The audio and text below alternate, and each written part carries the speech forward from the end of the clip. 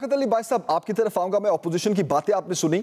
उनका यह कहना है कि असल मामला जो कि अवाम को रिलीफ देने का मामला है, महंगाई को कंट्रोल करने का मामला है, उससे तवज्जो हटाने के लिए ये सारी चीजें की जा रही हैं। असल मामले को गवर्नमेंट भूल ही गई है। और दूसरा ये कि आप नालायक और नाअहल इतने हैं कि आपसे चीजें कंट्रोल ही नहीं हो रही। तो मैं सवाल आपसे ये पूछना चाहूंगा कि जिस तरह अभी एक ग्रुप का सामना करना पड़ा आपको, जहांगीर तरीन ग्रुप का, तो क्या मेक श्योर किया गया इस चीज को कि तमाम इख्तलाफात को दूर करने के बाद दोबारा से कोई ग्रुपिंग नहीं होगी पीटीआई में? अच्छा जमील, मैं आपसे रिक्वेस्ट करूंगा कि आप मुझे थोड़ा सा बोलने दीजिएगा, फिर मेरा अगली बारी का टाइम मेरे दोस्तों को दे दीजिएगा ताकि मैं एक ही दफ़ा बात कर लूँ। और अनइंटरप्टेड आपने बड़ा इंटरेस्टिंग सवाल किया। देखें, अगर नालायक और नाअहल, सबसे पहले ये है कि पाकिस्तान की जो ज़राअत की क्रॉप है वो पाकिस्तान की तारीख की रिकॉर्ड है। यह तारीखी गंदम, तारीखी मकई, तारीखी गन्ना और तारीखी चावल पैदा हो रहा है जो इससे पहले कभी पैदा नहीं हुआ। पिछले 17-18 साल में इस मुल्क में करंट अकाउंट का खसारा था। डॉलर हमारे बाहर जा रहे थे और कम अंदर आ रहे थे, जिसकी वजह से डिवैल्यूएशन थी। तो इस मुल्क में इस दफ़ा यानी वो 2 अरब के खसारे की बजाय इस दफ़ा ये सरप्लस हो गया और $1 अरब का सरप्लस जा रहा है, जो पाकिस्तान के ख़जाने में पैसे ज़्यादा आ रहे हैं। रिज़र्व जो $7-8 अरब रह गए थे वो इस वक्त डबल हो गए और प्राइवेट और जो सरकारी रिज़र्व है वो मिल के $20 अरब से ऊपर चले गए। और पिछले 4-5 महीनों से करेंसी मजबूत हो रही है और 168 रुपये से आज आके वो 152 रुपये का डॉलर हो गया। आप मुझे पूछते जाएं, लार्ज स्केल मैन्युफैक्चरिंग पहले से बहुत तेजी से बढ़ रही है। ग्रोथ इस वक्त 4% की तवक्को की जा रही है। कोविड में जब पूरी दुनिया डूब गई है, इंडिया में कोविड की वजह से सारी उनकी मैशत तबाह होगी, जबकि पाकिस्तान वर्ड इतना अच्छा मैनेज किया कि दुनिया तारीफ कर रही है। एहसास प्रोग्राम को दुनिया का चौथा बड़ा और बेहतरीन प्रोग्राम बनाया गया। डैम पहली दफा बन रहे हैं। आप मुझे पूछते जाएं, सीमेंट की सेल रिकॉर्ड है, पाकिस्तान में रेमिटेंसेस रिकॉर्ड आ रही हैं। तो ये कौन से हैं जो लोग मायूसी फैला रहे हैं? सिर्फ मायूसी ये है कि मेरे भाई ने कहा कि ये पार्टी है, ये कोई एक ने कहा क्लब है और दूसरे ने कहा ये नई पार्टी है। मेरे भाई, आपको आदत ही नहीं है इख्तलाफात की। नवाज शरीफ पार्टी के सरबराह, शहबाज शरीफ उनके भाई, मरियम उनकी बेटी, हमजा उनकी भतीजी, उनका भतीजा, उसके अलावा बाकी उनके घर के बाकी अफराद, उनके समधी जो है वो खजाना के माहिर।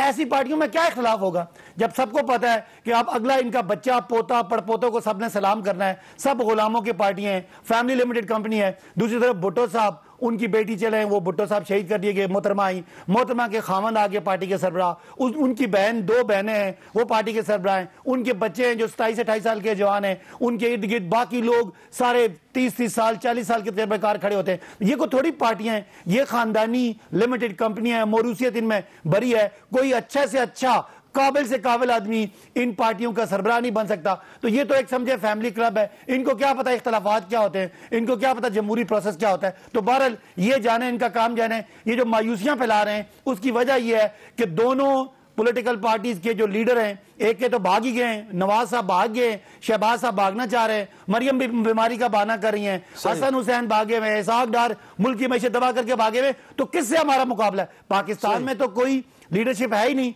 जरदारी साहब है, दर्जनों उन पे करप्शन के केसेस नवाज शरीफ साहब ने बनाए, शहबाज साहब है। तो पाकिस्तान में कोई ऑप्शन ही नहीं है। ये जो कहना नालायक और निकम्मा, मैंने आपके सामने फैक्ट्स रखे हैं, कौम के सामने फैक्ट्स रखे हैं। ठीक हो गया, आप मेरे एक फैक्ट भी गलत साबित करें तो मैं मानूंगा। चले मान लेते हैं, आपके सारे फैक्ट्स को हम दुरुस्त मान लेते हैं। सदाकत अली भाई साहब को पूरा टाइम दिया आपने, माशाल्लाह दूध और शहद की नहरें भी गिनवा दी हैं। पाकिस्तान में करंट अकाउंट खसारा, करेंसी मजबूत हो रही है, ग्रोथ बेहतरीन चल रही है। अगर इतना कुछ पाकिस्तान में हो रहा है तो अवाम को रिलीफ क्यों नहीं मिल रहा? एक महंगाई तो आपसे कंट्रोल नहीं हो रही। देखिए, महंगाई का आप समझ लें कि जब एक करेंसी डिवैल्यूएशन होती है, जब 20-20 अरब डॉलर के खसारे होते हैं, तो करेंसी डिवैल्यू हुई। शुरू में हमारी हुकूमत आई तो हमें IMF पास जाना पड़ा। क्यों जाना पड़ा? खजाना खाली था। करेंसी डिवैल्यूएशन इसलिए हुई कि इन्होंने आर्टिफिशियल रोकी हुई थी। जब करेंसी डिवैल्यूएशन हुई उसकी वजह से महंगाई आई और इस हुकूमत ने उसको समझा। हम मानते हैं महंगाई है, लेकिन महंगाई के अलावा बाकी सारे इंडिकेटर पॉजिटिव हैं। इंशाल्लाह आने वाले दिनों में ग्रोथ भी होगी और महंगाई भी कंट्रोल होगी। महंगाई को हम मानते हैं, नहीं मानते हैं महंगाई है, आप भी माने कि ना कोई मेगा स्कैम है, जरा सा कोई करप्शन करता है तो वजीर आजम साहब खड़े हो जाते हैं। इससे पहले तो वजीर आजम खुद अरबों रुपए की करप्शन में थे, उनके पूरी दुनिया में एहसास थे। तो ये ना को इमरान खान जैसा ईमानदार लीडर अब मुझे बता दें, कोई कंपैरिजन बता दें, बाकी देख लें दर्जनों केसेस हैं और हमने नहीं बनाए हुए, एक दूसरे ने खुद पे बनाए हुए, तो क्या ऑप्शन है पाकिस्तान के पास? ठीक हो गया सदाक साहब, ठीक हो गया। तैमूर साहब आपकी तरफ आना चाहूंगा, आपने बड़े फिगर्स गिनवाए और उसका जवाब सदाकत साहब ने भी बड़े फैक्ट्स एंड फिगर्स के साथ जवाब दिया कि आप लोगों में मायूसी फैला रहे हैं। असल हकीकत तो ये है।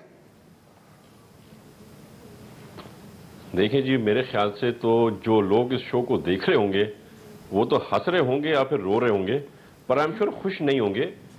आप किस किस्म की बातें कर रहे हैं, आप क्या मैसेज दे रहे हैं? आवाम तो भूखी रोडों पर मर रही है, उनके बारे में तो सोचो। किस किस्म के इकोनॉमिक इंडिकेटर्स की क्या बात करें? मुझे नहीं समझ में आती आपकी बात। आप जो बात कर रहे हैं, आप तो आए थे जनाब करप्शन खत्म करने के लिए, तो आपने तो उसको 117 से लेकर और 124 नंबर पे पहुंचवा दिया। मेरे ख्याल से अगला साल आ रहा है, शायद 130 को आप डेफिनेटली क्रॉस कर लेंगे। आपने कहा था कि आप कभी एमनेस्टी नहीं देंगे, तो अवाम तो आपको देख रही है ना, तो आपने एमनेस्टी दी भी अपनी बहन को दी, और उन्होंने कहा कि मैंने करोड़ों अरबों रुपए जो है कमा लिए हैं सिलाई का काम करके। तो क्या ये आपके ख्याल से चीजें अवाम नहीं देख रही है? आपके जो है प्राइम मिनिस्टर साहब के जो कुत्ते हैं वो हेलीकॉप्टर में उनको एक एक दो चक्कर ला के ले जाया जाता है। गवर्नर साहब के कुत्ते जो है प्रोटोकॉल के साथ कराची में घूमते हैं, मोबाइलें उनके पीछे चल रही होती हैं। तो आपके क्या ख्याल से क्या अवाम देख के ये चीजें खुश है? उनको 2 वक्त का खाना मुयसर नहीं है, उनको मेडिसिन मुयसर नहीं है, वो आपने कहां पहुंचा दिए? बिल गैसेस की और बिजली के वो अफोर्ड लोग नहीं कर सकते, और आप कह रहे हैं इकोनॉमिक इंडिकेटर्स अच्छे हैं। आप किस किस्म की बातें कर रहे हैं? देखें, आपने कहा था ना कि आप जो करप्शन करेगा उसको हटा देंगे, तो खान साहब ने खुद कहा कि मैंने फिरदौस साहिबा को हटा दिया है क्योंकि वो करप्शन कर रही थी। तो क्या उनको वापस लेने का मकसद क्या था पंजाब की काबीना में? क्या अब खान साहब भी उनसे कट लेना शुरू हो गए? तो बड़े संगीन इल्जामात हैं जो अवाम लगा रही है आपके ऊपर, आपको उनको फेस करना होगा अवाम को। और आप जो बातें करें ना, डॉलर को आप नीचे लगाएं, आप ये तो बताएं कि डॉलर कहां पर था जब आपने हुकूमत ली थी? आपने कहां से डॉलर को कहां पहुंचाया? आपने कोई उसको थोड़ा नीचे लाके कोई अवाम पे कोई मेहरबानी नहीं की आपने। आपकी अपनी गलतियां थी जो आपको सुधारनी पड़ेंगी। और सबसे बड़ी बात क्या है? अवाम और अवाम का रद्द अमल। आपने देख लिया 12 इलेक्शंस हारी है पीटीआई की हुकूमत, 12 बाई इलेक्शन वफाक में होने के बावजूद। एक हिस्ट्री बनी है, पहले कभी पाकिस्तान में कोई भी वफाकी हुकूमत की जमात इस तरह से नहीं हारी। ये है वो रद्द अमल जो अवाम ने आपको दे दिया है। और आपका फ्यूचर क्या है वो भी आप इसी से अंदाजा लगा सकते हैं कि कल आपके साथ क्या होना है जब आपके लोग इलेक्शन में वोट मांगने जाएंगे। सही। खेलदास साहब, बेहतरीन इकोनॉमी इंडिकेटर्स हैं। सदाकत अली अब्बासी साहब ने जिस तरह चीज़ें गिनवाई भी हैं, करंट का खसारा कम हो चुका है, करेंसी मजबूत हो रही है, आपकी डॉलर रेट नीचे आ चुका है, उसके बाद ग्रोथ आपकी बेहतरीन हो रही है, पैदावार आपकी रिकॉर्ड हुई है, इसके बावजूद आप लोगों में मायूसी फैला रहे हैं। तो ऐसा क्यों कर रहे हैं आप? देखें सुखेरा साहब, मुझे टाइम देना, मुझे ये बताएं, अगर इकानमी बेहतर होती तो ये रोज़ा हर आए 3 महीने 6 महीने के बाद वज़ीर ख़जाना बदलते हैं। आप बताएं कितने वज़ीर ख़जाना इन्होंने बदले हैं? और अभी भी इन्होंने कहा कि शौकत तरीन को इमरान खान ने कहा कि हम इसलिए लाएं कि यही बचा सके। मैं समझता हूं अब इनके पास इसहाक डार के अलावा कोई ऑप्शन नहीं बचा है। पूरे पाकिस्तान से इन्होंने जो कुछ करना था, ये वज़ारत ख़जाना इनसे नहीं संभल पा रही, क्योंकि इन्होंने 3 साल में इतनी इकानमी की तबाही कर दी है, मईशत की तबाही कर दी है। और मेरे भाई जो सदाकत अब्बासी है, मुझे बड़ी इज़्ज़त एहतराम है इनके लिए, ज़ाहिर ये मजबूर है। इनको 50 जो तर्जमान है प्राइम मिनिस्टर जो कहता है कि इतना झूठ बोलो कि लोग उसको सच समझना जान करे। तो मुझे ये बताए कि ये पाकिस्तान के ये एदाद व शुमार बता रहे थे या किसी और मुल्क के एदाद व शुमार बता रहे थे? भाई आप काटन लोग लगाने के लिए तैयार नहीं है। आज आप कहते हैं गन्ना चीनी, पाकिस्तान की आवाम को चाय पीने के लिए गरीब आदमी खरीदने की कुव्वत नहीं बची है। खाद की कीमत जो ज़राअत पे आप बात कर रहे हैं, जो डीएपी नवाज शरीफ के दौर में या यूरिया जो नवाज शरीफ साहब के दौर में मिलता था, उससे 3 गुना ज़्यादा वो महंगे हो गए। तो आप जो एहसास प्रोग्राम कह रहे हैं, ये भी इसहाक डार साहब ने शुरू किया था, पर पीपल्स पार्टी ने बिस्प के नाम से बेनजीर इनकम सपोर्ट प्रोग्राम था, उसका नया नाम दिया है। आज भी कल भी वजीर आजम साहब यहाँ पे जो मंसूबे की तख्ती लगा के गए हैं जो बिजली घर की, वो भी नवाज शरीफ का मंसूबा है। इनको तो शर्म भी नहीं आती कि 3 साल के बाद भी नवाज शरीफ के जो प्रोजेक्ट हैं उनके इफ्तिताह कर रहे हैं और किस ढटाई से कर रहे हैं। ये भी नहीं कहते कि शुक्रिया नवाज शरीफ।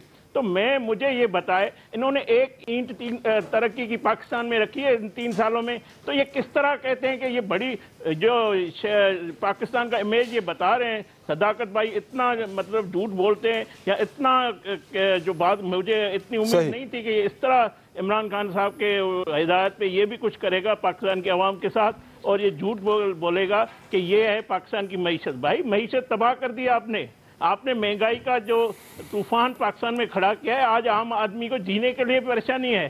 सही, आप किस तरह कहते हैं कि मईशत ठीक हुई है?